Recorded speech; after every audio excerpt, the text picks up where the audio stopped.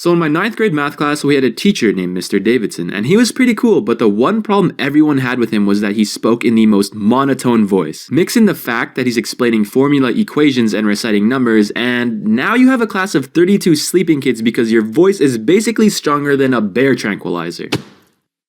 So now you're going to carry the 4, divide the 6, then subtract the 3 from the cofactor. So to stay awake, me and my friends would shoot each other with these things called wasps. Basically, you fold a piece of paper a bunch of times into a V shape, then you take a rubber band, place it on the tip, wind it up, and bam, you shoot it at someone. They were called wasps because when you got hit with it, it stung, like a bitch, or literally a wasp. So whenever one of our friends was falling asleep, we would shoot them with the wasp. And probably in the face. Okay, well, not just when they were falling asleep, we did it whenever we felt like it, because it was hilarious. Maybe your friend was zoning out, or maybe they were texting on their phone. Or maybe even they were paying attention to the instructor and quietly doing their worksheet. This is where you respect their work ethic and leave them alone. Erold, what the fuck? Ha! Fingers were crossed, I was kidding. Now, there were never really injuries when we were playing with wasps, just a quick sting, maybe one of these. Ah, dude, you hit my eye! And some laughter. Unless you got hit by one of our other friends, Tanner. He was one of those freakishly tall kids. He was roughly 6'2". But Erold, that's not that tall! Now, that is true, 6'2" isn't surprisingly tall or anything, as an adult maybe. But may I remind you, we were 13! He was seriously taller than most of our teachers, and he just started hitting puberty. Tanner was the size of a full-grown adult, and we were all, well, regular preteens. Him and his above-average levels of growth hormone made him a lot stronger than your average kid, and he could pull back the elastic way farther than any of us. And so when he shot the wasp... What the fuck? And it showed, because it wasn't uncommon for others to draw blood because the skin would split. Should we have stopped after that? Probably. But did we stop? No! What am I, a pussy? He also then later brought a thicker and longer elastic, which was complete bullcrap by the way, because like he didn't already have enough of an advantage. Tanner was so tall, he kind of fit awkwardly into his desk. And to me, it looked like this. I don't know, I just sort of wanted to add that in there. Obviously, he was a lot bigger than all of us, and if he felt like it, he could launch a wasp from a really high angle. And wait, is that the Pythagorean theorem? What the f? If the distance from Tanner's head to Jeff's head is 14 centimeters and the distance from Jeff to Erold is 60 centimeters, what is the distance from Tanner's head to Erold's stupid fat head? Anyway, sometimes one of us would misfire and accidentally end up hitting a random person, which we would apologize profusely for, by the way. What did you think we were? Savages? But usually they wouldn't even get mad, and in fact they would join in on the fun.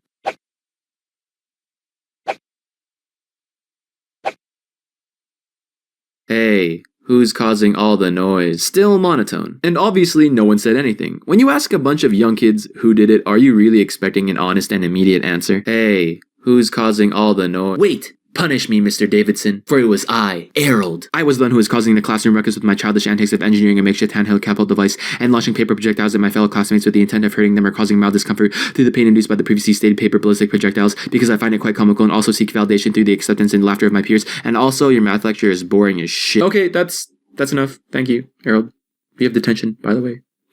Dick. However, I will admit that sometimes we did get out of hand, and I'm sure that there were some kids who would think, why are those kids so loud and obnoxious? And why does that one make stupid YouTube videos? But for the most part, messing around and making stupid jokes was something that my entire class would partake in, and even the super quiet, serious kids from time to time would crack up. These slingshots got really popular in my 9th grade, and after a while, kids began adding mods to their wasps. People would bring different elastic bands, or they'd try to fold the paper in different ways, and of course, that one Asian kid would always make a ninja shuriken or a bunch of claws, or maybe even a swan. They didn't launch that well, but it looked hilarious. And all in all, it was all still paper, so it was still pretty safe.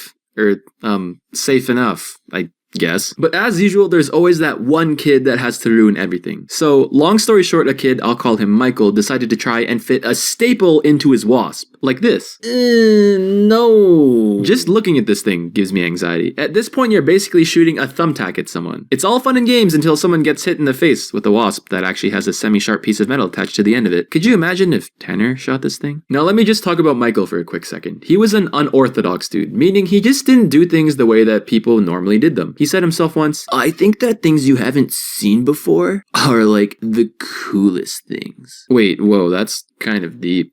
He did things like tuck his pants into his socks and then hike them up to his knees. This looked extra funky in combination with his tucked in pants. Not to mention he also spent his lunch break outside doing bird calls, so that's a thing. And whenever he talked to people, he'd always add in the word man at the end of his sentences. That or talk about world peace. I think he was role-playing as a hippie or something.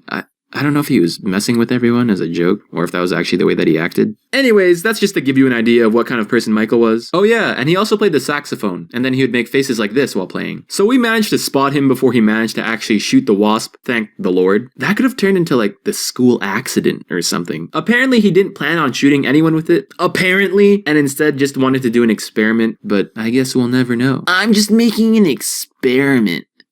Man. So the moral of the story is, don't be loud and obnoxious or shoot paper wasps at your friends. Even though it was hilarious and a lot of fun and created a lot of jokes and memories and... Wait, where am I going with this? You're a terrible role model!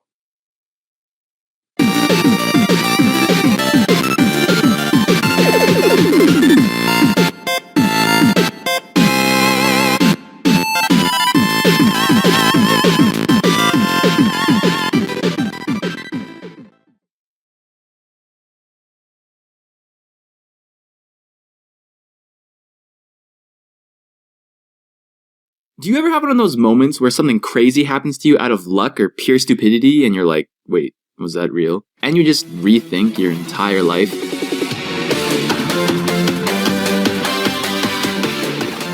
Okay, so I've managed to sit with the girl that I like, along with her two friends, and my friend Alex has just introduced us, but aside from names, we're still nothing more than strangers because this is the first time I've formally met them and it is already 3 months into the semester. I'm planning to ask out Jay, but the situation isn't looking that great. And just to remind you, this is a history lecture class, a quiet place where you're supposed to listen to the professor and take notes. Not really a great place to get to know somebody. That, and she's with her two other friends, and in the past, I have never seen them split up. Wait, was this even a good idea? Probably not!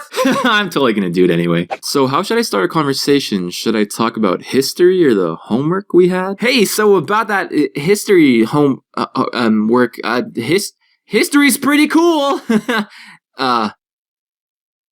Ooh, okay, probably not going to do that. Then again, I shouldn't even be talking in the first place, so... I have to come up with some sort of excuse to talk to them, but I have no idea where to start. Hey guys, I think I screwed up. Wait, what? Well, I accidentally squished the banana in my bag, and now there's banana all over my textbooks, and it smells like bananas. By pure coincidence, Kate, one of Jay's friends, had accidentally spilled a banana in her backpack where it left a huge mess. So I offered to help her clean it up.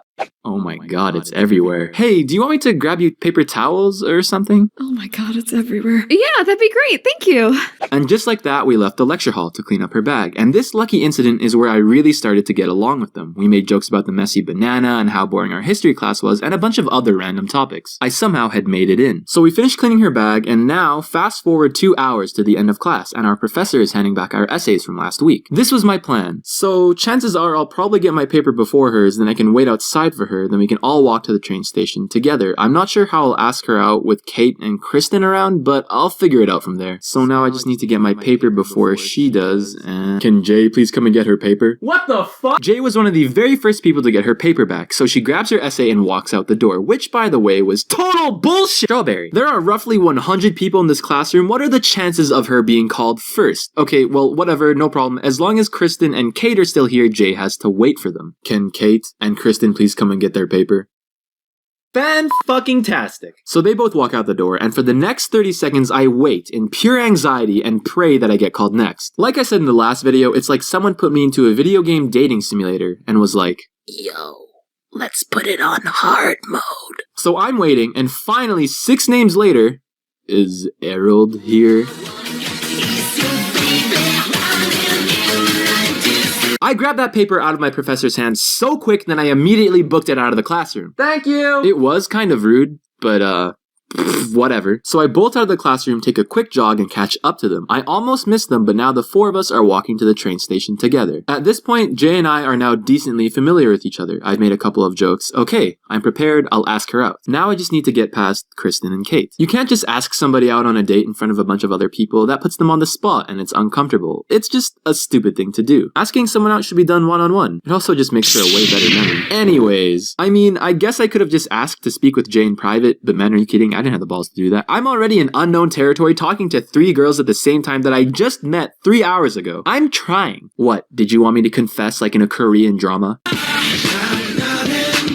So again, I have no idea what I'm going to do, but for the second time, my unintentional MVP wingwoman, Kate, comes through. Well, I parked on the other side of school, so I'll catch you guys later. And she was gone. So we say bye to Kate and continue walking to the train, just the 3 of us. Okay, well that was lucky, but I don't think that's going to happen again. It's almost 9:30, I might miss my train, so I'll see you guys tomorrow, is what Kristen tells us when we get to the school gate. Then she quickly walks up the stairs to the train station, and she's gone. But wait, Kate and Kristen were here like 30 seconds ago, but now they're gone. Where did they... What? Out of nowhere, in the span of 2 minutes after leaving the lecture hall, Kate and Kristen are now gone. So Kate would normally drive home, then Kristen and Jay would train home together, but not tonight because coincidentally Jay was getting picked up by her dad. So we part ways with Kristen and start walking to the parking lot together. Me and Jay. The parking lot, which by the way, happened to be in the same direction as my dorm. Yeah, total coincidence. Wait, it actually was a coincidence. Well, that's nice. So for the very first time, it was just me and her. Just the 2 of us. And to be honest, it was nice. It was a windy but not too cold autumn night, and while walking through campus, we continued to make jokes and just talk about random things. I made sure to walk a little slower than usual. A quiet evening after class had ended, just hanging out and laughing with the person you like. I mean, what more could you ask for? Soft! Okay, but what happens next, anime boy? Anyway. Okay, sure, this was a nice and sort of romantic walk and stuff, but every step forward we took, I was losing time. I have to ask her out before we get to the parking lot, but like any normal person, I was nervous and procrastinated my confession. Should I really do this? Maybe I should just play it safe and just stay friends with her. Hey look, there's my dad in the red truck over there. And looks like I'm deciding right now. We are less than 15 seconds away from walking to this truck, and in that moment I said to myself, so many dumb things have happened to bring me to this point, I don't even care what the answer is going to be anymore, so I'm just going to ask. Oh, but by the way. Yeah? I was just wondering if you'd be down to grab coffee with me sometime. Not really. I don't drink coffee. So maybe juice would be better. But yeah, let's grab lunch together sometime. Wait, did she just... What? Here, put your number in my phone. Yeah, for sure. And so I did.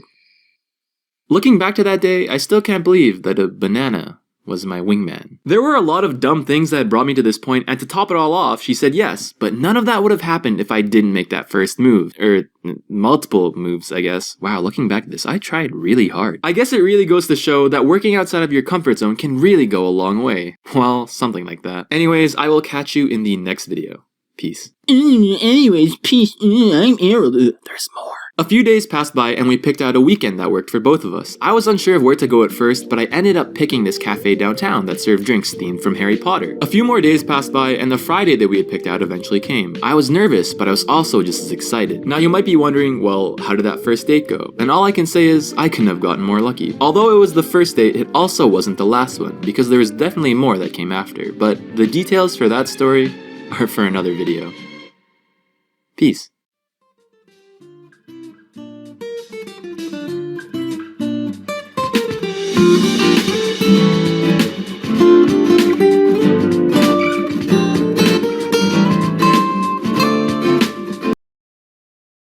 So my first year of college, I had a mandatory night lecture on art history, and since it was a night lecture, me and my friends would routinely grab food before class started. And when we left campus, we would walk past the student lounge, and every time I would notice the same 3 girls sitting on the couches, who by the way were in the same night lecture that we were in. And one of them had caught my eye because, well, I thought she was cute. I wanted to meet this girl, but I decided against it, and I wanted to focus on my schoolwork and... education! She's just another cute girl you see at school. You'll get over her in like a week, or so I thought. September and October roll by, and it is now the first week of November. Finish class in the morning, grab food with friends, walk by student lounge and coincidentally see cute girl, then go to class. This was my routine every single Monday, and still I couldn't help but notice her every time we walked by to grab food. Stalker! You know the classic, okay, so I'm just gonna take a quick look at this person and oh shit, they're yeah, that's a nice brick wall over there. Yup, just looking at that brick wall.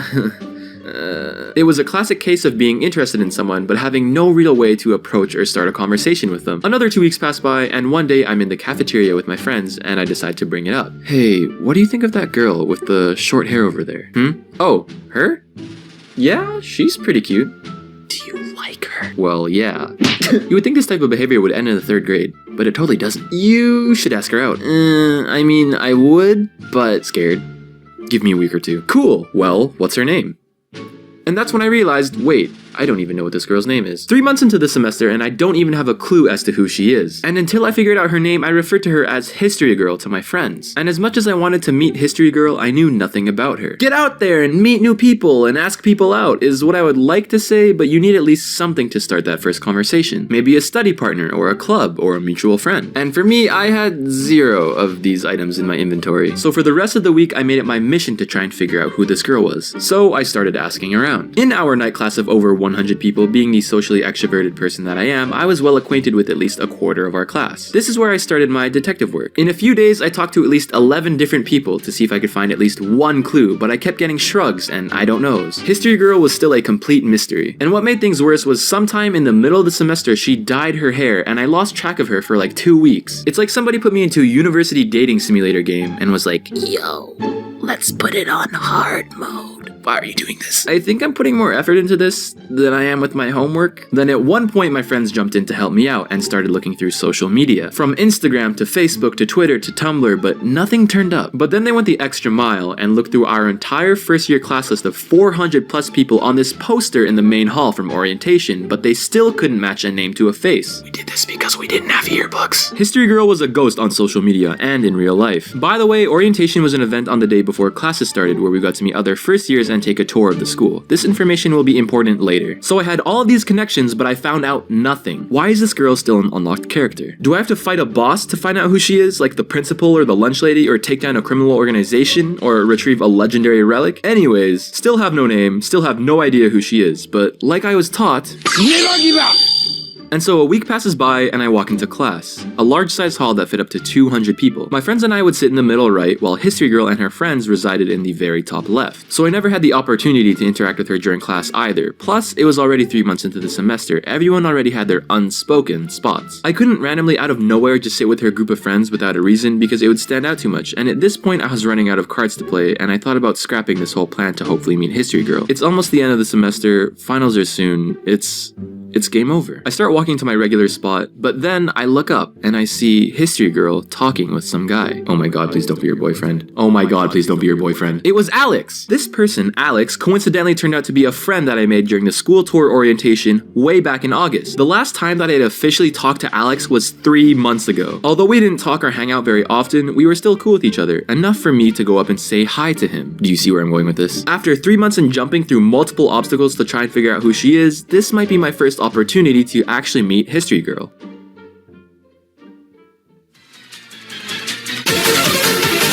I cannot even explain to you how fast I walked up those stairs. So I ran up the stairs to say hi to Alex, and he coincidentally... total coincidence, didn't see that coming. not planned at all. Introduces me to the 3 girls. They were Kristen, Kate, and History Girl was Jay. We'll just call them that. But doesn't that mean you used Alex? Used? No, Alex, he just helped, you know what I'm saying? Turns out he was just asking her for an extra pencil. What the fuck? The power of coincidence. So I end up sitting with them, but Alex didn't actually plan to sit where we were and later moved spots. So now it's just me and Jay.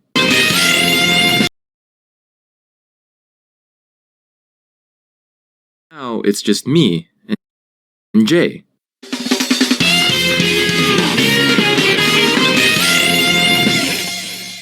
Sort of. She knows my name, but I'm still a complete stranger and have yet to talk to her and make an impression and somehow get past her 2 equally as attractive friends, while in a history lecture where I'm not allowed to talk.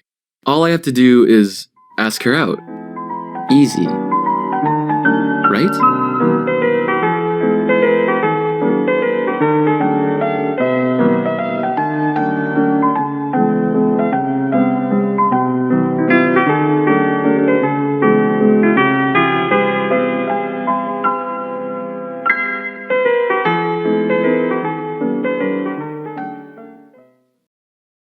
So have you ever been hanging out with your friends at school, the mall, or maybe even your house, and then all of a sudden you just sense a disturbance? Without even realizing it, you've become the third wheel. But what is the third wheel? It's when you're trying to have a good time with your friends, but they happen to be a couple, so instead of actually hanging out, you're sort of just following them around while they do overly affectionate couple stuff. And you don't want to interfere, so you kind of just exist there, silently.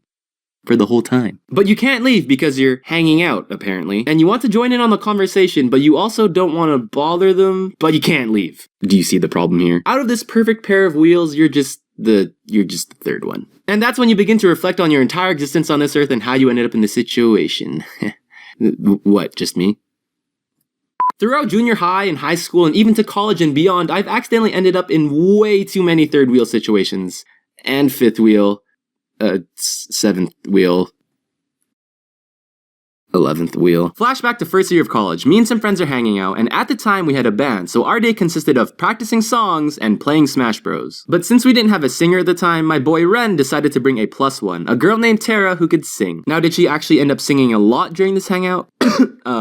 Not really. Did Ren just bring her along so they could spend time together because they had a thing going on? Maybe, probably. You know, looking back at this, I should have seen this as a triple code red third wheel warning from the very start, but I totally didn't do that. I don't even know if Tara actually knew how to sing, or play an instrument for that matter, but whatever, I guess. Just do what you gotta do, Ren. You gotta get the gyal, man. So our crew is just hanging out, we rehearse our songs and play Smash for the entire day. Eventually, night comes and it's time to go home. It is now 3 a.m. You see, after hanging out late at night with friends, I would routinely get a ride home with Ren. Basically tradition. Basically freeloading. So I start packing up my guitar and our other band equipment and begin walking to the car. But then, wait a second. If Ren and Tara came to the house at the same time, and Tara didn't drive here.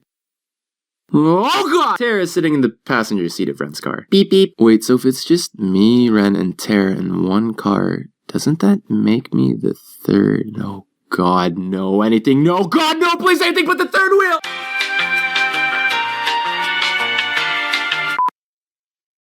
So, Ren, Tara, how's the kissing been? The band practice, the band kissing. How you been?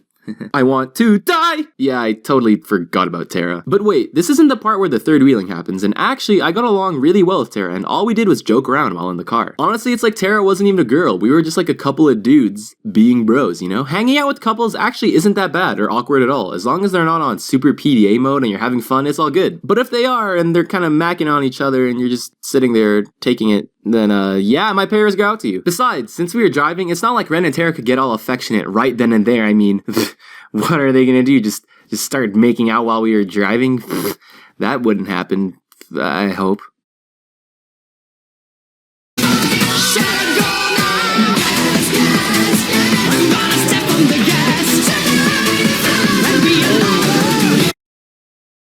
Thankfully, that didn't happen, obviously. So we get to my house, and right before I open the door to leave, Tara suggests, Do you guys want to, do more stuff? Stuff? Wait, what does she mean? Did she just say stuff? What does she mean by stuff? Dude, I think she said stuff. Like go and get ice cream. Oh, ice cream.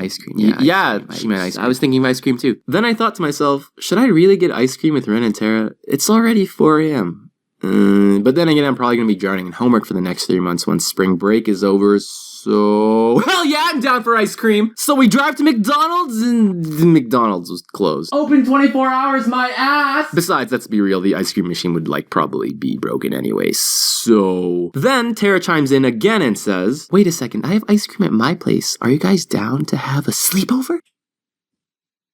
Maybe you should just turn them down. I mean, they're sort of almost dating, right? So just give them some space, man. Hell yeah, I'm down to eat ice cream and have a sleepover! So we drive all the way to Tara's house, and since I was so excited on the idea of eating ice cream and sleeping over at a pretty girl's house, I forgot one crucial thing. Ren and Tara, although they weren't dating at the time, had a thing for each other. It is now 4:30 a.m. We get to Tara's house, bust out the ice cream, the anime, and the sleep deprivation, and that was our night. From 4 to 8 a.m., all we did was make stupid jokes, talk about things that didn't matter, and we ate food and watched anime when we should have been sleeping. So, basically a regular Tuesday night for me. It was a really fun time, but then we had to go to bed. You see, I brought a pillow and a blanket, and I was prepared to sleep on the floor alone with my dignity, therefore canceling out some of my third wheeliness. But then, Tara chimes in and says, No, it's fine. Come on, just share the bed with us. Come on. This wasn't the movie theater or a restaurant, this was Tara's bed in her bedroom. I was about to third wheel a couple while in a bed. Of all places. First of all, that is a double-sized mattress, it just barely fits the two of you, and second, if I'm going to cry tears of loneliness, I'm gonna do it in solitude and on the floor. Thank you very much. But then Tara was like, Come on, just sleep on the bed. I don't want you to sleep on the floor. Come on, just sleep on the bed. you see, Tara was one of those very enthusiastic and energetic, pokey kind of girls, so I basically couldn't say no and just gave it in after 0.6 seconds. She didn't want me to sleep on the floor and be uncomfortable, but she also didn't see the problem in this situation. So I shared the bed with them and everything went as expected. We squished onto the bed and it's Ren, Tara, me, and the cold, lonely wall. I will build a great, great wall. So we start falling asleep and I'm like, hey, this is actually going pretty good. But then the whispering came. Yeah, and then I was like, show me potato salad. Oh my god, you're so funny. Yeah, I know, thanks, babe. I'm glad that they were both being polite and whispering in an attempt to not be rude and wake me up, but we are literally 2 feet away from each other. They did a really great job of not being PDA. Up until that moment, I guess. But it wasn't really a public display of affection because we were in Tara's bed, in her bedroom. And this is partially my fault for not sleeping on the floor and saying yes to the ice cream in the first place, but whatever, technicalities, right? So that was my night, just third wheeling on a whole nother level. Slowly falling asleep and then waking up to the sound of this. God, do you think he can hear us? Didn't want to have to deal with that, so I kind of just awkwardly rolled out of the bed and migrated onto the floor after a while. Side note, I didn't even care at this point. Okay, I cared a little, but my boy Ren was cuddling with the girl that he liked, so that's a victory in my books. Live by the bro code, you know. I take one for the team, son! I then just slept by the closet for the rest of the night. Day. We went to bed at 8 a.m., so yeah. Good times. So yeah, thank you to Ren and Tara for inviting me to get ice cream with them, therefore making this fun, lonely, desolate third wheel story possible.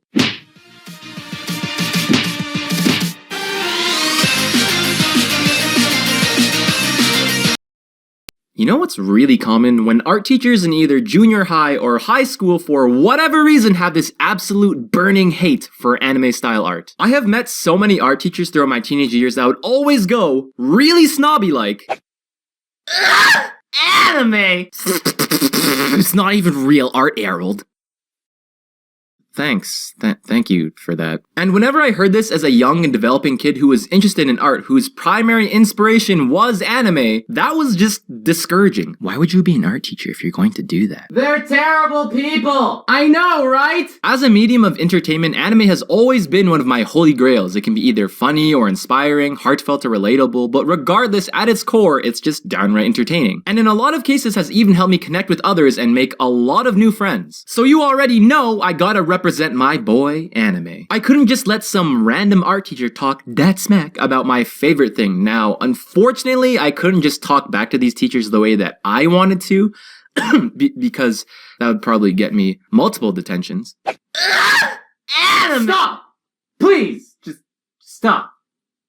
Eat a dick. But luckily, in my senior year of high school, this continuous streak of close-minded teachers finally came to an end. I got 2 new art teachers. One, who encouraged me to draw anime while also developing my technical skills, and the other was just a straight-up weeb, which was fantastic. Now, they both had really similar, hard-to-pronounce European last names that started with D, so my classmates and I called them, because of their height difference, Big D and Little D. Probably 2 of the most ridiculous names I've ever had for teachers in high school. On an everyday basis, you would probably hear something like this. Yo, Little D, is it cool if I paint with acrylics today?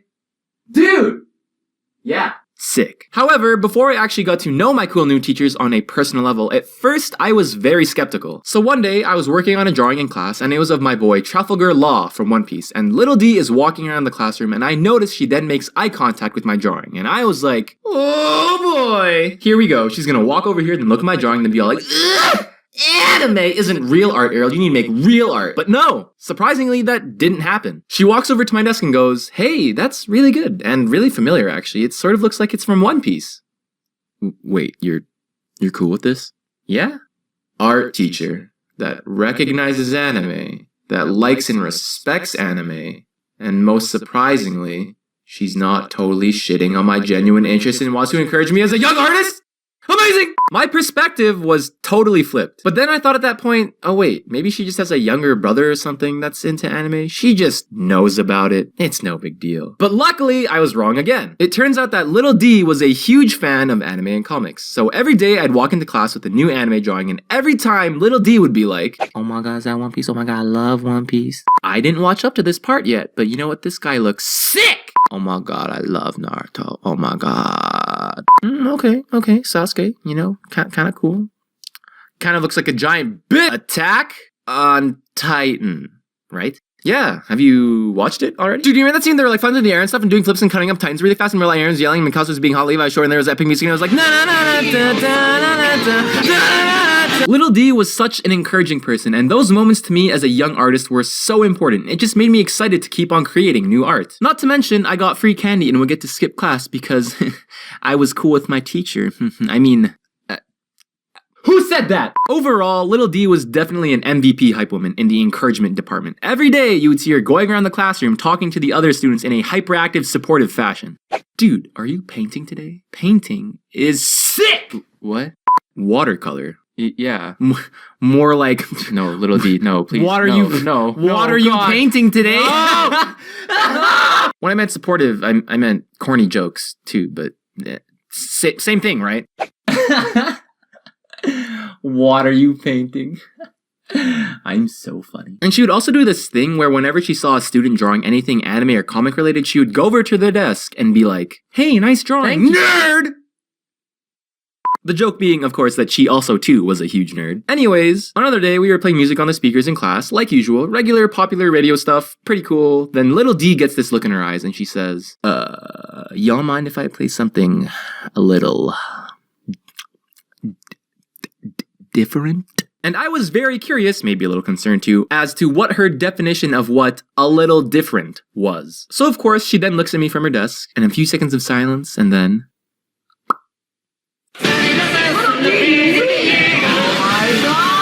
So for all of my non-anime watchers, she would basically play the opening theme songs for animes on the speakers, which I thought was hilarious. She also occasionally played nightcore, which is basically just taking a song and making it like twice as fast so that the singer sounds like a high-pitched anime girl, and people think it sounds good.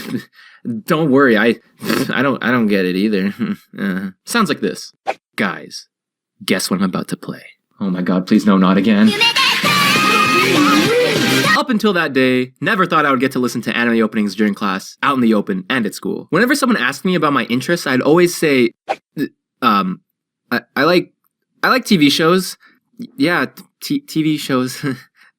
In order to disguise my weeaboo life struggle. But that topic will be reserved for its own entirely different video. So yeah, the Attack on Titan music was playing, and this was also funny because all the people in class who didn't watch anime were like, good god, what is going on? Little D was 10 out of 10 cool. We would talk about anime and comics, sometimes we would share music videos and stupid pictures with each other. I shared more music, she would show me Shia LaBeouf memes because it was 2015, and one of the coolest things that she enjoyed talking about, the anime and comic convention she would always attend. She would show me a bunch of different pictures and I would just sit there, stunned.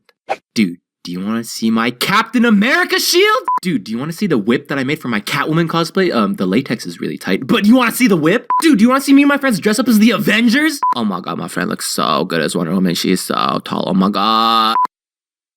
Teachers can be cool. At one point, she even gifted me a few posters and an art book when she was at another comic convention in another city, and that was so unexpected. Little D in my head was already of legendary status, but after that, she basically became triple cool, double legendary. Basically, I only have good things to say about Little D. Wrapping things up here, semi-moral of the story, you make or appreciate whatever art makes you happy. Don't let anyone tell you that a certain style or genre is of less value than another. If it makes you happy, then that is all that really matters. And if they disrespect anime, that's when you pull out your katana and you...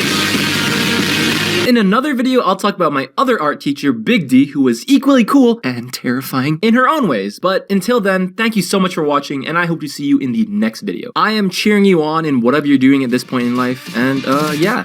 Peace.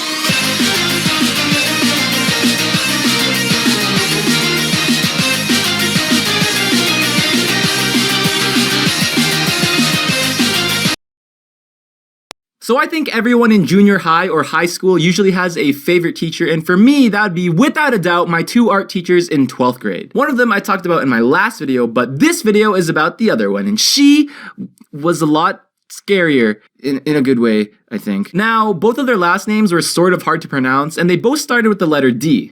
Dubin, Dubrino, Doorknob, Dorito, Ding-a-dang, I can't. Not many people got their names right on the first try, or the 5th one, so that basically resulted in me and my classmates giving them the nicknames Big D and Little D. Now, let me tell you about Big D. She was incredibly funny in the sassy kind of way, but let me tell you, this woman had attitude. Like truckloads of attitude. Not a little or a lot. Trucks. That's a lot of attitude. Big D had so much energy and enthusiasm, most people's first impressions of her usually went one of 2 ways. And that was either, this teacher's really loud, or she seems cool. Hopefully. She was the type of person to give 120% when it came to helping out her students, and whether or not you were an absolute beginner or an expert with more experience, she'd always treat you with genuine respect. And to see that kind of behavior so frequently as a developing 15-year-old kid, that really made an impact on me. You know, a lot of people really like and respect Big D, but I wonder why. Wait, is it because it's cool to treat people with respect and not be an asshole? That's amazing! Now, of course, she was very encouraging, but at the same time, she also really enjoyed taking metaphorical jabs at her students and making jokes. And when I mean jokes, I'm talking about the ones that make you go, oh, dude, that is so funny. Kind of hurt a little bit though. Quick example, I'd be sitting in class minding my own business talking about after school plans. Yeah, I don't know, I'm probably just gonna get ice cream or something with my friends later. Wait, hold on. What? Erold, you have friends? She also really liked making weeb jokes in me, and sometimes she wouldn't even have to say anything to make these jokes. More anime style art. Yeah, do you want to see? What? I'm not a weeb, okay? So stop looking at me like that.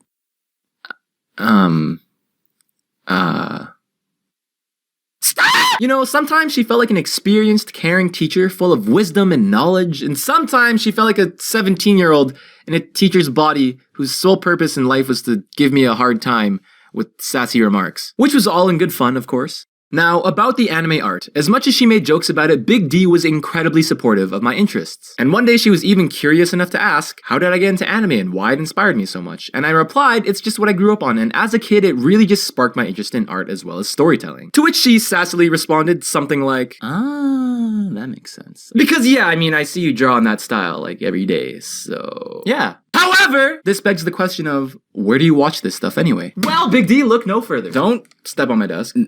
Sorry. But anyways, Big D, with Crunchyroll Premium, you can watch unlimited anime titles ad-free and in 1080p HD with plenty of these other great features. You can use the URL crunchyroll.com/Erold. Link is also in the description for a free 14-day premium membership. 2 free weeks of anime if I use your code. Yeah. Don't do that with your eyebrows.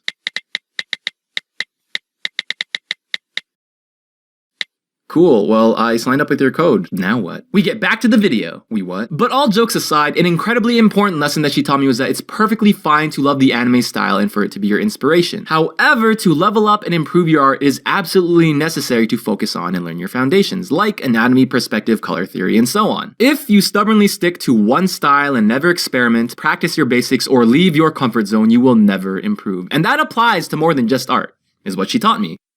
Wait, wow, that's kind of profound. Jeez, Big D really knew what she was talking about back then. One of my all-time favorite moments was when Big D just ruthlessly trash-talked other art teachers that discouraged kids for liking the anime style. She was sitting in her chair one day explaining it to me like, Erold! Yes? So like I was saying earlier, we weren't talking earlier. Yeah, whatever. But you know, art teachers can still teach kids how to make good art without being a total dick and discouraging them for their interests, you know? Like, what do they have? A stick up their ass? Some art teachers, man, they're just so stupid. You feel me? Big D is so cool, holy fuck! And to hear that from her was just mind-blowing. Now, Big D was an incredibly cheerful art teacher. However, she could turn off that sunshine and rainbows attitude, like, instantly. And this was especially true when it came to disciplining her students. If there were any rowdy students in her class displaying any bullying or disrespectful behavior, she'd escort them into the hallway, smack them down with a 5-minute conversation of cold hard logic, and when they got back, they were, well, quiet and well behaved. She just straight up dumpstered these misbehaving children. Imagine if someone wrote a 15-page essay on the topic of why you suck, please make yourself a better person, and read it to you out loud. That's what it felt like when you got reprimanded by Big D. And these rules also applied to me, unfortunately. You know how I mentioned I skipped class a lot back then? That didn't apply when I had Big D's class. It's like she could read my mind. Hey! Wait, what? Erold, I hope you're not thinking about skipping today. It'd be a shame if your mark in art were to drop 5 or 6 points, therefore dropping your overall average and making you unqualified for your scholarships. Jesus, what? Skipping? No! How did she know? With a straightforward personality like that, mixed in with her tall stature, no one could really talk back to her. She was intimidating. In a good way. I keep saying that because if she ever watches this video, I don't want her to get mad at me. Yeah. You talking shit? Do you see what I mean by wisdom-filled, wholesome, and endearing elder wizard or 17-year-old girl? But looking back at it now, I realize that Big D really had an impact on who I am, and man, I didn't even realize it. She taught me how to shrug off comments from toxic people and overall just encouraged me to keep improving my art and myself as a person, and for that, I'm incredibly thankful. Showing genuine gratitude is lame! But thank you. Erold, you're still a weeb. So those are the stories of my favorite art teachers, Big D and Little D. Until they get part 2s. So anyways, one last thing. I have always wanted to do this. I am very excited. I want to give a big thank you to Crunchyroll for sponsoring this video. All of you already know how enthusiastic I am. Also just started up. Did you guys know that my art style is like heavily inspired by that series? But yeah, I'm always so excited to be sharing something that I genuinely care about with you guys. So please let me know in the comments, what are you currently watching? I would really love to hear some recommendations from you guys. Ever since I started YouTubing, I've had less and less time to watch anime. So please help me out and recommend me your favorite series. And with that, I hope we get to watch plenty of anime together. One more time, here's my URL. Link is also in the description. You are only 1 click away from unlimited anime, manga, and drama titles with all of these great benefits. Thanks for watching. Oh my god, I did it. I can't believe I just did that. Dude, I've wanted to do a Crunchyroll video like ever since dawn. So this was how my art teacher, Mrs. Little D, you'd have to watch this other video to understand why she has that nickname. I promise it's not weird. Came into contact with and reacted to one of these.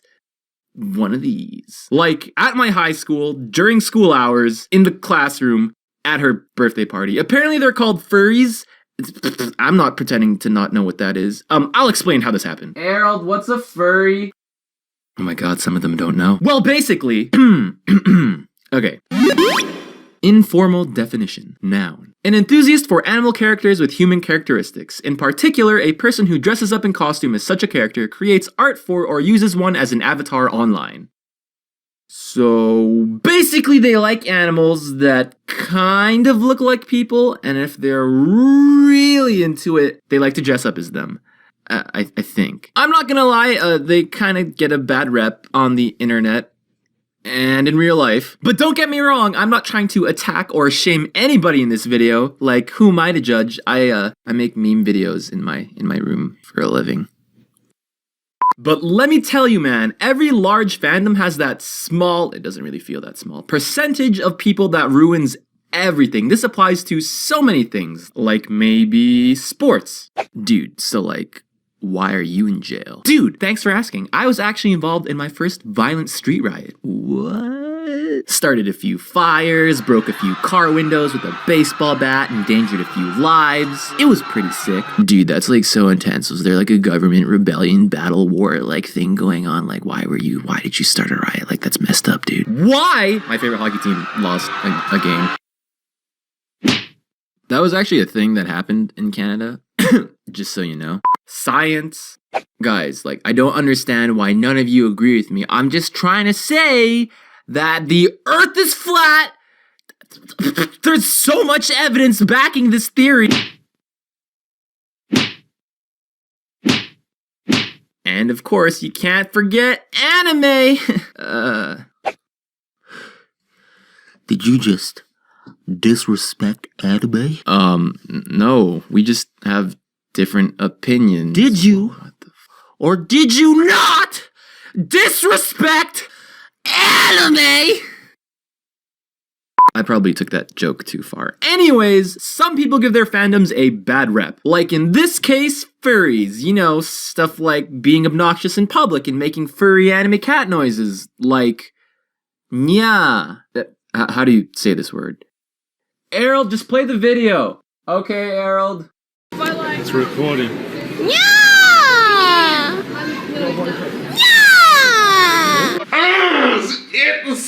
Kinda gives you a little secondhand embarrassment, doesn't it? Anyways, so this furry story with my art teacher was supposed to be in this past video, but for some reason the audio file got corrupted and I couldn't play it and I couldn't put it in the video. You could probably imagine how frustrating that was. So I'm just going to start from where we left off. Okay, one more little story about my art teacher, Little D. Now, if it wasn't obvious, I wasn't the only one in my class who thought she was a great teacher. Lots of people did. In fact, for her birthday, I and a lot of the other students in her class came up with the idea to throw her. Throw her a birthday party because we thought she was that cool. And everybody was actually making a big deal out of this. People got her multiple gifts, one of which was an Attack on Titan mug, there was a birthday card that we all signed, and a birthday cake. And to top it all off, it was a surprise event. One kid even mentioned, "Guys, I have an idea to make this an extra surprise." That sounds kind of concerning.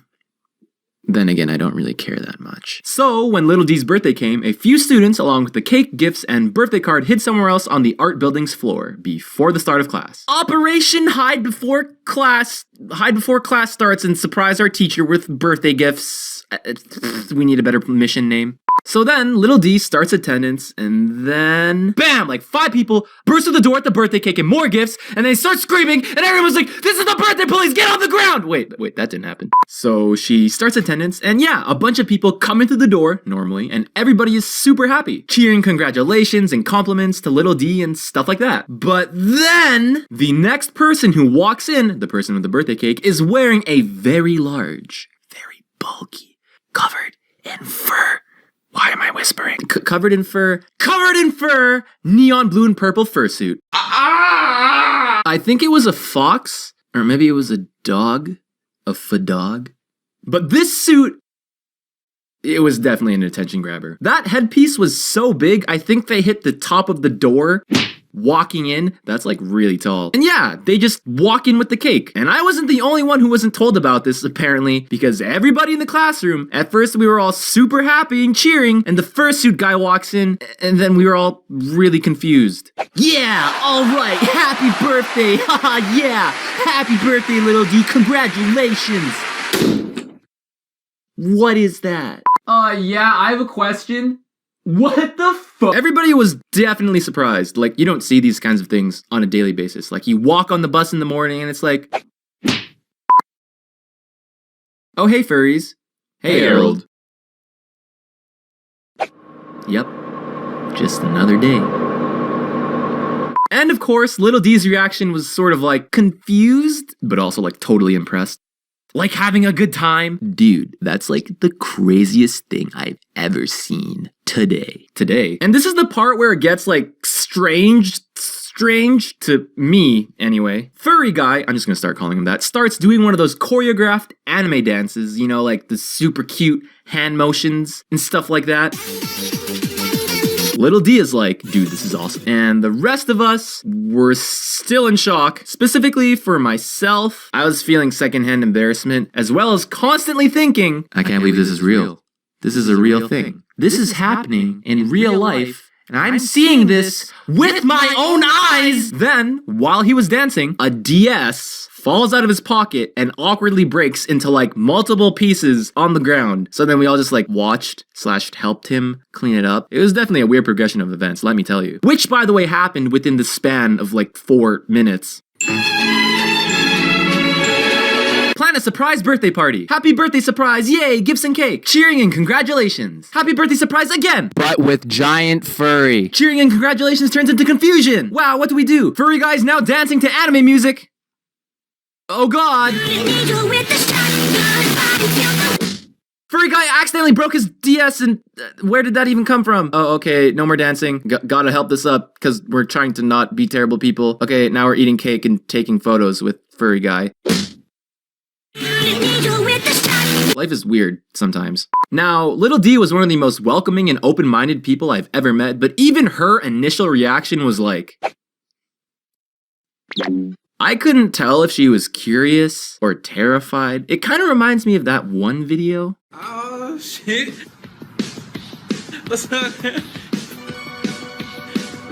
But after a few seconds of shock and weird traumatization, we were fine.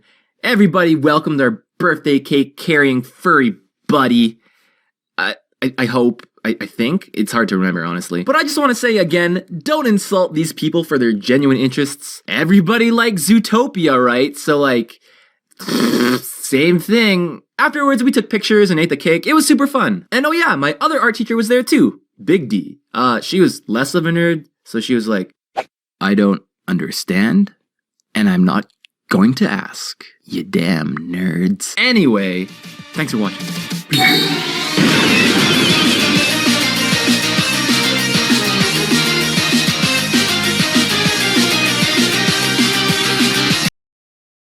So a couple years ago, I was taking swimming lessons when I was like 16, and all of my classmates were like 9 years old. Erold, why didn't you learn how to swim when you were also like 9? I actually have an answer for this.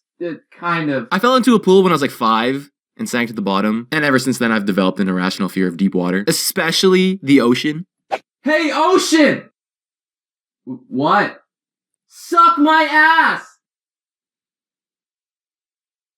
What were we talking about again? The swimming lessons? The swimming lessons! So I'm basically taking a children's swim class as a young adult, and that went like kind of okay, but as you can see by the title of this video, we're not going to be talking about the swimming. We are going to be talking about destroying the children. So there was me, around 5 or 6 other kids, ages ranging from like 6 to 10 years old, and of course, my swim teacher, who by the way was this cute 19-year-old college sophomore named Brianna. By the way, I was in high school. And yeah, she was like nice, like great, she's like really nice, like 10 out of 10, great personality. So this was our daily routine during the week. After getting changed, we would meet at the hot tub and do attendance, which by the way was kind of funny because on the very first day we had to do one of those template introductions like, hi, my name is blank and I like blank. Wait, we have to do introductions? What? Hi, my name is Kevin and I am 8 years old. I like Pokemon. Kevin, you took my fucking answer. Hi, my name is Erold, and I like... So then we moved to the deep end of the pool to do basic swimming exercises. I was pretty bad at those. But afterwards was something called sports time. So Brianna would take us from the deep end of the pool to the shallow side, the side with all the fun toys and equipment, and to just end off the day, Brianna would be like, oh, let's play some games. Specifically, she mentions water basketball. Everybody get up, it's time to slam now. And I was just so excited. Now this wasn't a really big deal or anything, but I was just straight up garbage at swimming. I could accept that. But I couldn't help but feel a little frustrated, embarrassing myself, struggling to swim in front of children who could do it perfectly fine. And by the way, my swim teacher's miraculously like a 10 out of 10 smoke show and not even a 50-year-old woman. Like, how did that even happen? So what better way to let go of that stress than to ruthlessly dunk on these small children? So Brianna splits us into teams of 4. She was also playing, by the way. And we start our game of water basketball. And let me tell you, I just straight up demolished my fellow classmates at this game. No one could even compete against me, my guy. I was just locked in. I was in the zone, hitting every shot. I was breaking ankles. Hashtag ice in my veins. Hashtag cold-blooded. Hashtag team wavy boys. The score was like 50-0. Erold, they were children. Yeah. So what if they were? It was like I had no regard for human life. You know how some parents like spoil their kids and pretend to lose at games? Ha! Well, I'm not your dad! So with no hesitation, I went 120% plus ultra while playing this fun little game. They're all like 9 years old, like maybe chest height, so I'm dunking over them, shooting the ball from like 3 feet over their head. It was incredibly overly dramatic. I felt like an anime supervillain. And by the way, if you're interested in and want to start watching anime, you can use my URL, crunchyroll.com/Erold. Link is in the description for a free 14-day membership, HD, no ads, and a big-ass list, huge selection of anime to watch. Thanks. Wait, what? I just looked at Brianna while all this was happening, you know, getting swarmed by a bunch of sugar-crazed 9-year-olds, and I couldn't tell if she thought it was stupid or hilarious.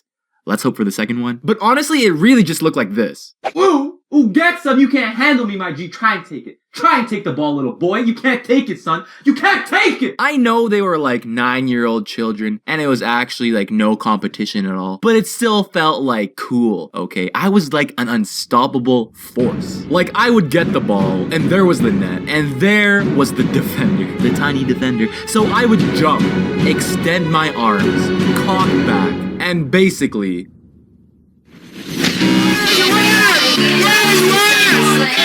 end their life. Why did I do this? Kevin, you took my fucking answer. There were also rebounds. You could probably guess how that turned out. Wow, the ball just deflected off of the backboard. I wonder who could possibly grab this ball out of the air first. It really is a question of the night, and I really do not think there are any indicators as to how.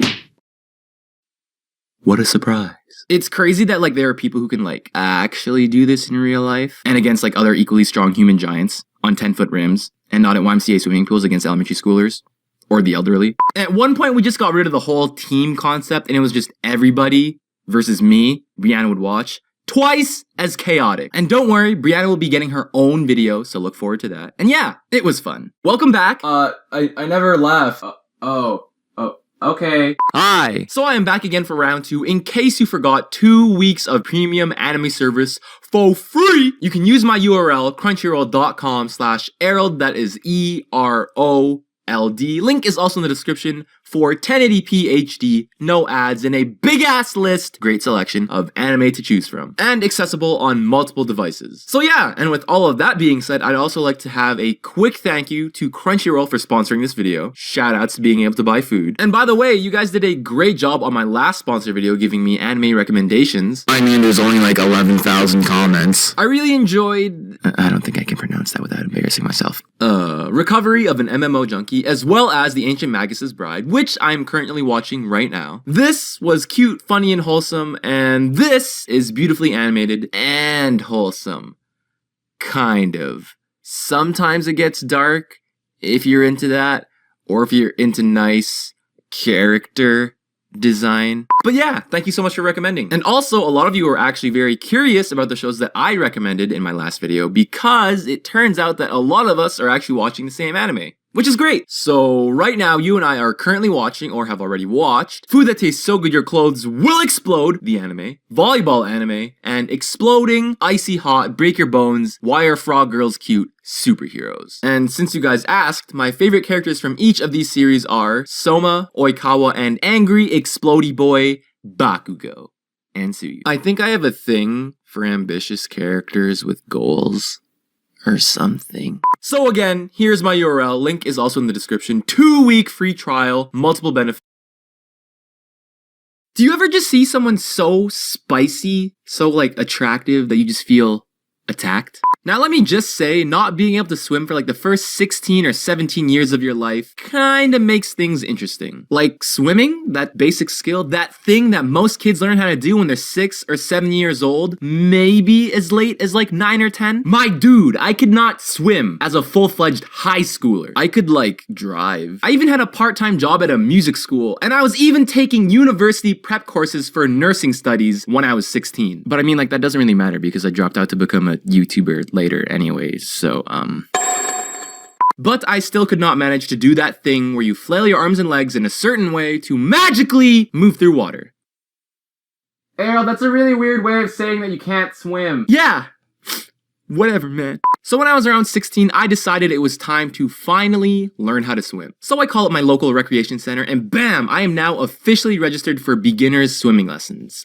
Beginners. So a week later, I pull up to this rec center, go to the front desk, change clothes, head to the pool, and mentally prepare myself. My friend, let me tell you, I am low-key, high-key afraid of deep water and embarrassment. It's a pretty great combo, I know. So I walk in and I'm greeted by this very kind, wholesome looking, maybe around early 40s woman. Based off of their looks, they could have been like my auntie or something, so I was relaxed. I'm thinking, wait, so if this wholesome looking person is my swim teacher? I am not even embarrassed. Like, what could possibly go wrong? And then she says, "Oh, you must be one of Brianna's students." And then, in like an anime fashion, I'm thinking to myself, what? You're not my real swim teacher? So she takes me to the other side of the pool to my actual swim teacher, Brianna. And let me tell you, my dear viewer, when I got there, my brain, it just stopped. It went out, like straight up system crash. The alarms were going off. It was like my ass was caught in a genjutsu, like this was Naruto or something, because this girl is so attractive. Brianna was this athletic, long brunette-ish colored hair, East Asian, college-looking girl, probably around 5'6" or so, and I was just completely captivated. She could have been like, "Hey, do you want to jump off the top of this building?" And I would have been like, yes. My swim teacher, Brianna, was 100% bumpin'. Erold, what does bumpin' mean? You know, like, they're like bumpin', you know, like you see someone and they're like, wow, that person is bumpin', you know, like, they were attractive, okay? Leave me alone. So my teenage hormones were completely shooketh. And you gotta realize, man, like this wasn't an ordinary situation. It's not like she's some cute girl at school in regular clothes. She is in a red one-piece swimsuit. So naturally, 16-year-old me is, for lack of a better word, dying. Dying of what? I don't know exactly, but I definitely was. So for all of my ladies watching, imagine if your like ultimate crush was giving you swimming lessons. By the way, they're shirtless. Yeah, that's how it felt. Just trying to get you to understand my flustered situation, okay? Moving on. So there was Brianna, my swim teacher, like a 10 out of 10, out of my league, spicy. She could kick me in the ribs and I would say thank you. Wait, what? So basically, Brianna, pretty. So we finally begin the swimming lessons. So she waves me over and slowly ties up her hair and removes her pants. Cause it's a swimming pool. You can probably already imagine how that made me feel. She could kick me in the ribs and I would say thank you. Wait, what? But shortly after this pleasant surprise, I was instantly filled with fear. Oh my god, I'm going to embarrass myself in front of this very pretty girl. Like, I already look -5 cool. I am taking beginner swimming lessons from this girl. But then again, I'm also really lucky because this very pretty girl is teaching me how to swim. But still. And wait. One thing I forgot to mention, when I looked past Brianna to the other students, they were roughly around, like, maybe if you were to like estimate or guess or calculate or something, like, I don't know. They were, I can't say it, man. The average age in this swimming class was like 9 years old. Self-esteem? What's that? I don't even know what that is. From afar, Brianna and I probably look like partners teaching a kid's swim class, but in reality, that couldn't be any further from the truth. Moving on to the actual swimming lessons being taught by Brianna. So we're learning how to float and swim backwards or whatever, treading water, doing this leg kick, circular motion thing. I couldn't really do those that well. I couldn't really do them at all. Basically, I looked like this.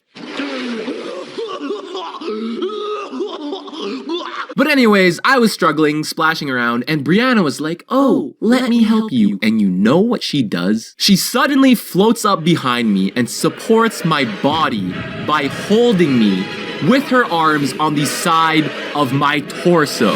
Bitch, my soul went straight to God. And not only that, since we were also learning how to swim backwards, while in this position, she tells me, while our faces are like this close to each other,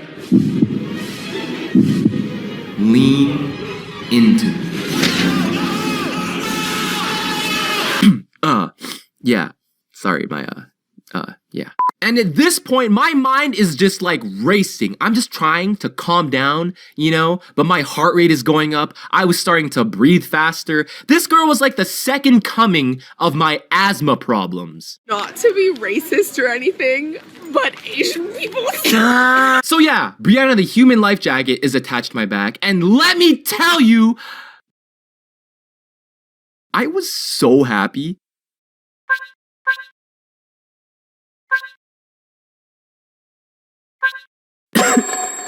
Oh my god, this story. Why am I exposing myself? It was like time stopped.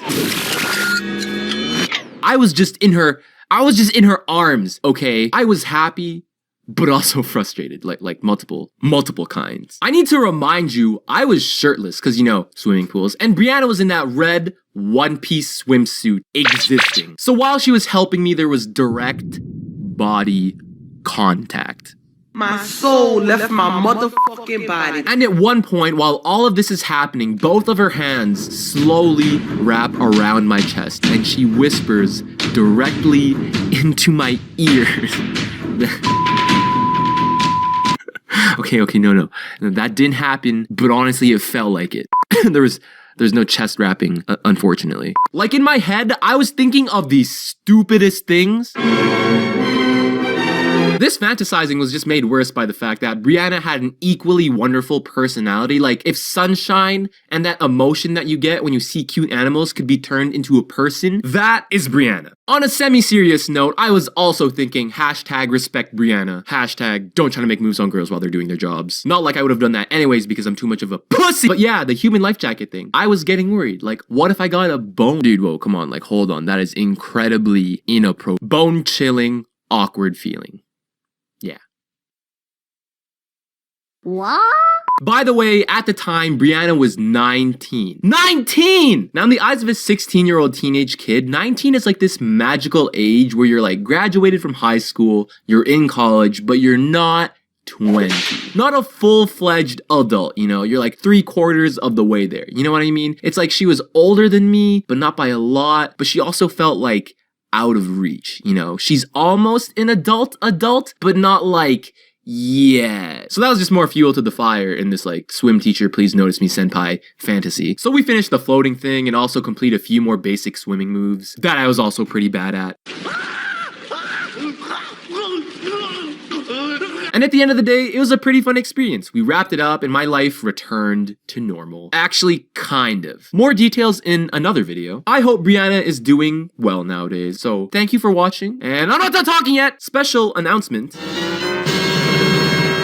So if you've been keeping up with me on social media, you might already know, but I am in the final stages of opening up a store for fan merch and some original stuff too. But it's probably gonna be for around late spring. But I need your guys' help and I have one question for you.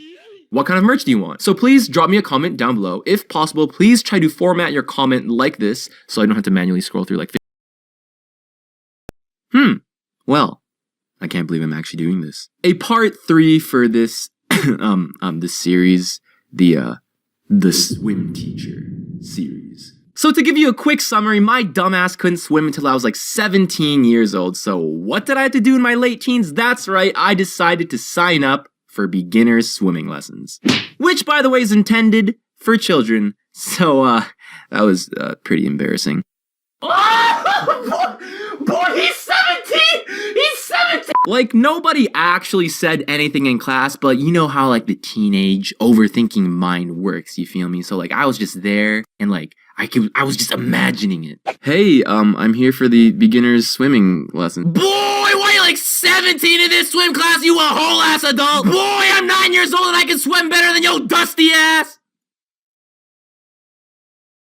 Bruh. But, like, I mean, it wasn't that bad because by some strange miracle, my swim teacher, Brianna, is only like 3 years older than me. A beautiful 19-year-old college senpai. And like I talked about in my previous videos, you might want to watch those for context, I was pretty flustered. That might be an understatement.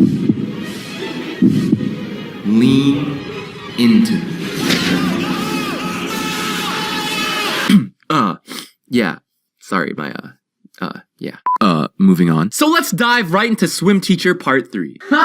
Dive!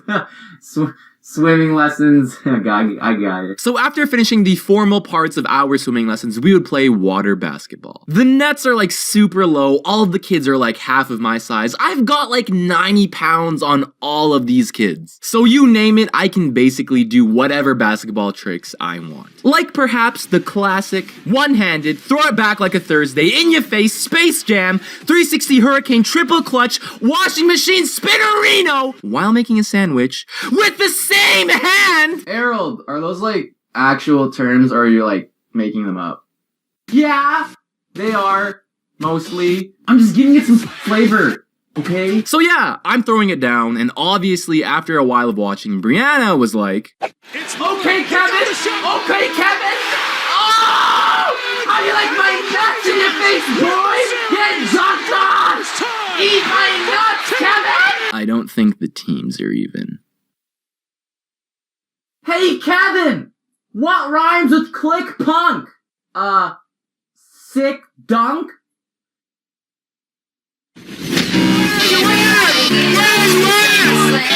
So to make it a little bit more even, she joins our game. And that, like, you know, it was interesting. Interesting. So then we add Brianna to the game and continue as usual. She gets the ball and I'm defending her. And now my competitive spirit is like burning, you know? I love playing sports, right? But that lasted for about like an entire 4 seconds. Cause she switches from this attack position to this one. You can probably see where this is going. She backs up into me. And this is where the hormonal chaos begins. So I get hit with the shoulder bump, and then she checks her right side, she checks her left side, and then another shoulder bump. And then out of nowhere, it happens. She aggressively backs up her business directly into my business. Okay! You know that anime cliche where like the female protagonist bumps into the male protagonist and they end up in some awkward position and everyone's like gasps over dramatically? That is how I felt on a frequent basis throughout the entirety of these swimming lessons. And if you want to experience that feeling firsthand and watch some stupid, funny, and overly dramatic anime, you can use my URL, crunchyroll.com/Erold. Link is in the description for 2 free weeks of anime streaming service, ad-free and in 1080p HD. Thanks. Wait, did he just do it again? And this is like a standard thing to do in basketball. You back up into the defender to create space. But in this situation, it had me overthinking. If you thought the marshmallows pressing against my back in part 2 was overwhelming, then I can only tell you that this feeling, the feeling of the cakes in my business, was somehow a step above that. I was beginning to panic while panicking. So is it okay for me to like push her back? But wait, wouldn't that be weird? Wouldn't she think I'm weird? I don't want her to take it the wrong way, but then again, she's pushing into me. Normally when I'm playing with my friends, I push them back too. But I don't know, this situation is kind of different because my friends aren't hot girls. Okay, just don't panic. Just don't panic. I'm panicking! Just because she's a girl doesn't mean I shouldn't be competitive, right? Right? Wrong? Left? Up? Down? Horizontal? At the time, basketball was probably the last thing on my mind. Because this wasn't high school gym class, nor was it one of my friends. It was Brianna and her business. The cake business. Also, let me just say, I pointed this out in my last video, okay? She's not wearing regular plain clothes. It's not like she has a pair of really baggy gym shorts or anything like that. She is repping the legendary one-piece lifeguard uniform. So with all these factors combined, I was dying, basically. So there she is. I don't know if she's about to pass or shoot the ball. I'm doing my best to defend her, but I'm struggling because her bottom bumping into my waist is like her bottom bumping into my waist is like short-circuiting my brain. Like she would look left, bump. She would look right, bump. And in like the 20 seconds that this is happening, my brain is drifting through time and space at like maximum speed. But hold on, let me clear things up really quick. It wasn't like this was nightclub level, unleash your freak mode, get your grind on. In reality, she's basically hip checking me to create space so she can shoot, pass, lay up the ball, or whatever. Because sports. But wait! You gotta understand, from my high schooler perspective, this was like the ultimate dream come true. Wait. Is that weird? Can I say that? Is that sad?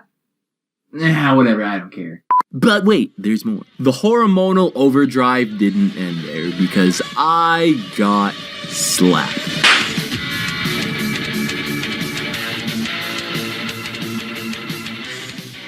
Anyways, guys, did you like those those quick sneaky parts I threw in earlier? Wait, did he just... Thank you to... I'm currently watching this season.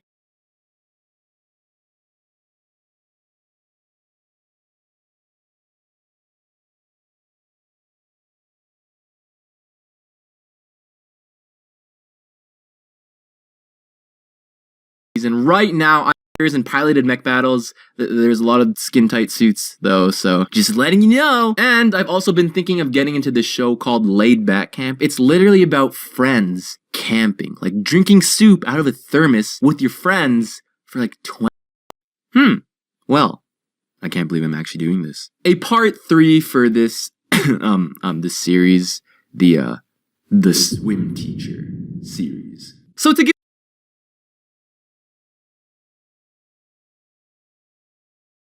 So I went to art school, and naturally I've seen a lot of art projects. Throughout the year, probably like hundreds. And of course, after seeing so many, I had a couple of favorites that were burned into my memory. Couldn't forget them, even if I wanted to. And when I mean favorite art project, I don't say that because it was incredibly beautiful or really deep and meaningful, man, or anything like that. It was my favorite because when I first experienced seeing this project with my own eyes, my first reaction was like...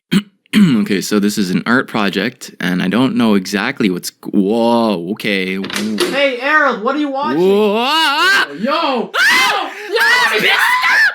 This project made me want to laugh, and kind of made me want to cry at the same time, because it was that bad, but also good at the same time. Not to mention, every single crazy project I saw turned into some sort of inside joke with me and my friends. So getting right into it, one of my favorite art projects from art school. So my art school had a giant art gallery on its main floor, and naturally, after my friends and I finished classes, we would walk downstairs and check it out, because what better way to de-stress and relax than to visit the art gallery downstairs and just look at some weird shit.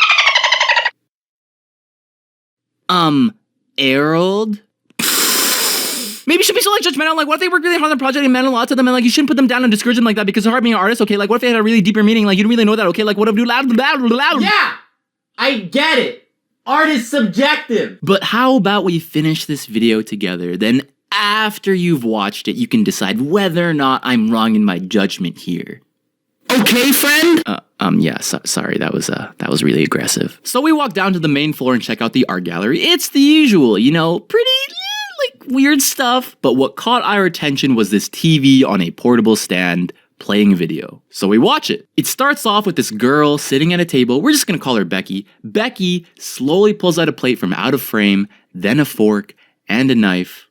And yes, she actually did look like this. I'm not trying to be funny, nor am I exaggerating here, but a lot of kids in art school, for whatever reason, really just like to rock this look. You know, the one that's like, "Hi, Mr. Barber, I just wanted to get a little trim for my bangs." And when I mean trim, I mean just take this monkey wrench and slice it the fuck up! Hashtag aesthetic! Yeah, they were uneven, okay? It looked like somebody attached a heartbeat monitor to someone riding a roller coaster. So, yeah.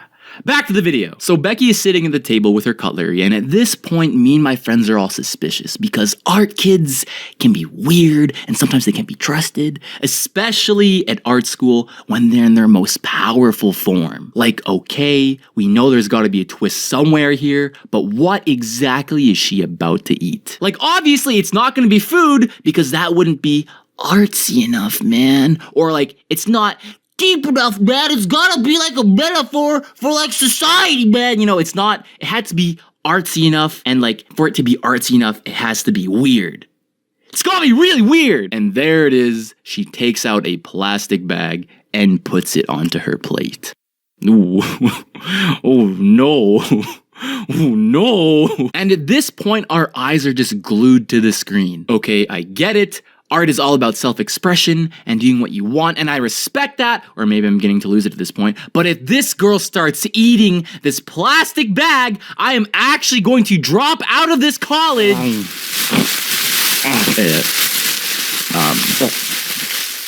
What? One of my favorite art projects, the girl who ate an entire plastic bag. Art kids are on a whole nother level. And after the first bite, she starts cutting up the bag really awkwardly with the knife, which by the way didn't really work because, you know, steak knives weren't really designed to cut plastic bags. You know, I thought I'd just like point this out because it was like out of place, you know, like I know she was eating a plastic bag and that was the whole focus. That was like the weirdest part of this, but you know, she could have at least thought this through. Like if I was eating a plastic bag for my art project, I'd be smart enough to use just my hands. Erold, that would be like still stupid. Hey, it's called art, okay? So anyways, she's putting more and more pieces of plastic into her mouth without stopping. I'm not using the words eats her art project to be funny, okay? She is actually swallowing plastic and it gets worse. How did I know she wasn't faking this? Well, it might have been that her eyes were getting bloodshot, or maybe because her skin was getting so pale that you could see her veins. Maybe the most alarming thing was that she looked like this dude, but with a plastic bag in her mouth and questionable fashion choices. My dear viewer, she started choking in the video. And TMI warning, well, I mean, like, you've already watched this far. Saliva is actually pouring out of her mouth onto the table. This straight up looked like a Filthy Frank collab video with How To Basic featuring Tokyo Ghoul with a little pinch of a nature documentary. I really hope that she had someone with her while this was happening, because you could actually, like, I don't know, die. Like, plastic bag plus your esophagus, not exactly like two things that you want to put together. Like, plastic kills turtles, man. This is a real issue, and you're just out here eating plastic bags for an art project. I'm just trying to picture what it was like for her cameraman, if she had one. Like, imagine your friend asks you for a favor, right? And you're like, yeah, sure. So you go over to their house and they're like, okay, cool. So, I'm gonna choke on this plastic bag for the next 10 minutes and you're gonna film it. Bitch, you're gonna what? Art galleries are just funny because you expect to see paintings or statues, but then you get there and it's this. Apparently, she intended for it to be a metaphor. Like, bro, it's just a symbolic metaphor, man. It's an artistic metaphor For how the human race would lead itself to its destruction if we didn't think twice about our usage of natural resources and our impact on the environment. Which is a fair point.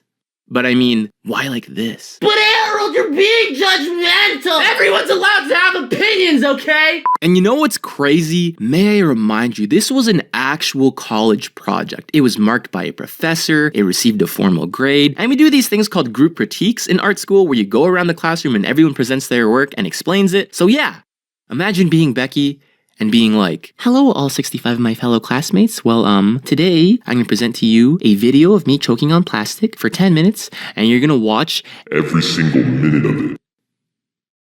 Yeah, so me and my friends finished watching that video, and we were definitely changed after that, like a spiritual awakening kind of thing, you know? And remember when I mentioned inside jokes earlier in the video? Yeah, so whenever we would go out to eat at a restaurant or something like that, I'd take a bunch of the napkins and just shove them into my mouth and be like, hey guys, look, guys, look. It's an art project. Yeah, that kind of makes me an asshole, honestly, but moral of the story is don't eat plastic bags, maybe? I don't know. Thanks for watching! Anyway, thanks for watching.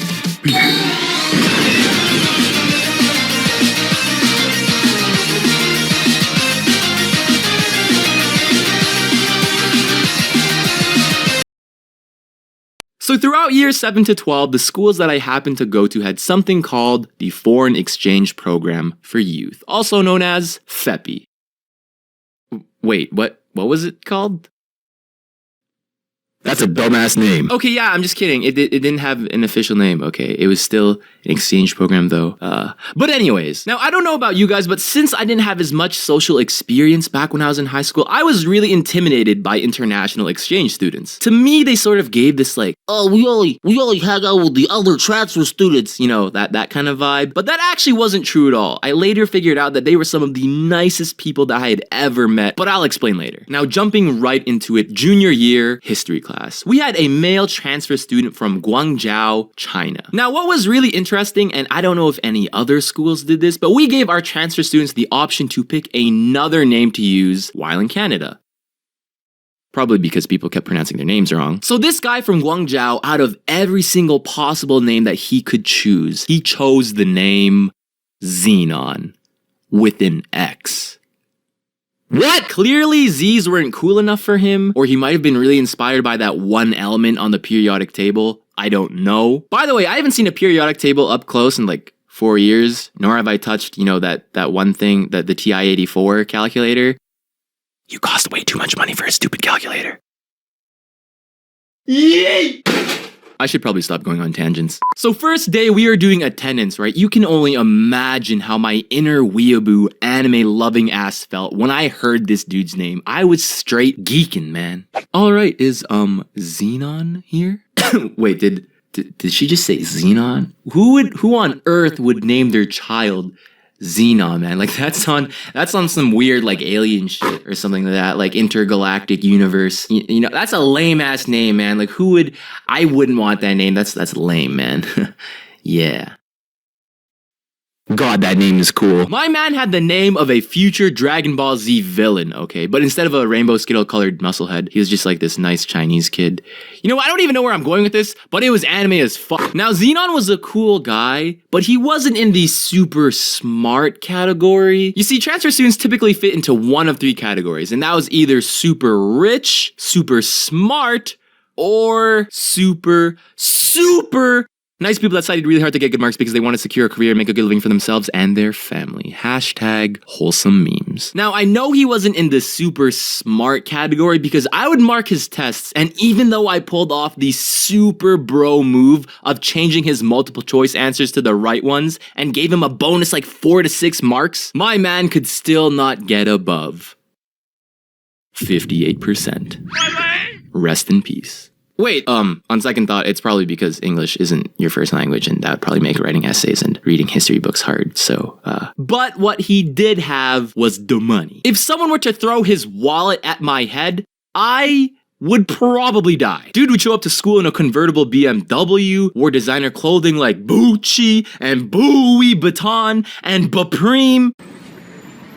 Now Gucci, Louis, 3 buy logo, these niggas got them. Yes! And his backpack either looked like this or like this, and he had a bunch of those cute looking Asian character charms on it. He was the type of guy that wore a different $350 shoe for every day of the week. Add that all together and that's a thick ass wallet. Okay, well, more like his parents' thick-ass wallet. But I digress. In summary, he basically looked like a Hypebeast DLC Mario Kart character, which you gotta appreciate. You know those starter pack memes? They're pretty accurate, honestly. You cannot look at this and tell me I'm not exactly spot on. And I met Xenon literally before this meme existed. Apparently, it's just that relatable of a description. So at the time, I was trying to become a more sociable and cool person. So I thought to myself, you know what? I'm going to try and talk to Xenon. So I did. Somehow. Because looking back on this situation, I still can't believe that out of all of the people that I could have picked to practice my social skills, I chose the person who was still literally developing their English.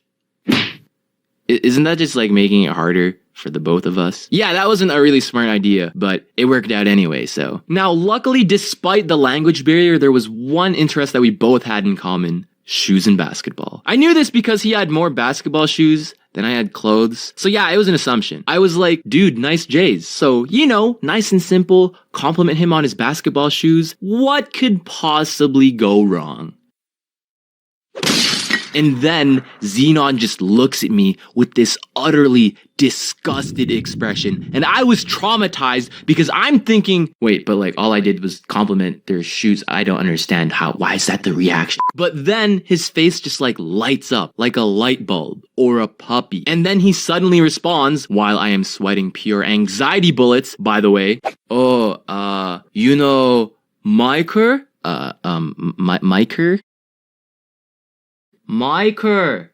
Michael Jordan? Michael Jordan, so cool guy. So good basketball, good jump.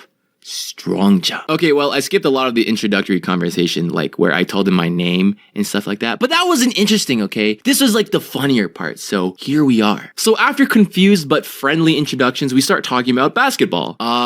Erold, you like basketball? Me too, I like basketball. Good sport.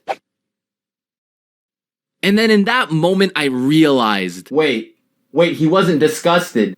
Oh my god, he was just confused! Because this might have been the first time someone talked to him in history class about something that wasn't history. And that is how I instantly formed a bond with my Guangzhou Mario Kart hypebeast friend, Xenon. Yeah, that whole, we all talk to other transfer students, man, that thing, I never even considered that maybe it wasn't that they didn't want to talk to other students, but it's just that you're probably more comfortable speaking to people who actually speak your first language. Therefore, from the outside, they would maybe potentially look cliquey. Or who knows, maybe they actually were talking shit, I don't know. So I then learned to, you know, not be judgmental at first glance. Hashtag life lesson, hashtag expanding your perspective, hashtag wholesome memes, part 2. And from then on, since it was such a good first interaction, we would do that like, you know, that head nod of acknowledgement thing that guys do. Like you don't actually say words, it's just like telepathically. Oh, yo, what's good, bro? Oh, nothing, man. I'm just chilling, bro. What about you? Oh, that's good to hear, bro. I'm just chilling, relaxing too, bro. Oh, cool. That's cool, man. You want to play ball later? Yeah, bro? Yeah. Oh, yeah, for sure, bro. Yeah, let's do it. Oh, yeah, bro. Yeah, bro. Yeah. He was just a cool guy. Okay, one more mini Xenon story, and that's it. So something that was actually really wholesome, by the time that we graduated, Xenon's English improved, like, a lot. Like, it was actually kind of sad, though, because he, like, lost a lot of his accent, and instead of hearing this every time we played basketball, Erold, I'm like, Michael, man. What's up, man? It became, oh, Erold, what's up, man? How are you? Oh, I was kind of hoping you'd do, like, the, hey, man, like, you know, that voice that you used to do because you had an accent because it was, like, super funny, and I really enjoyed it, honestly. Like, it cheered me up a lot. But you know what? Never mind. Good for you. I'm glad that you can speak like way more fluent English. Like that's yeah. Oh, yeah. Hey, Xenon. I'm just chilling. How are you? Haven't seen him since, but I hope Xenon's doing well nowadays. So yeah, I actually have a lot more exchange student stories. But I'll tell you those like in a later video since the script of this one is already over 1,000 words. Hey, do you guys want to do special announcements?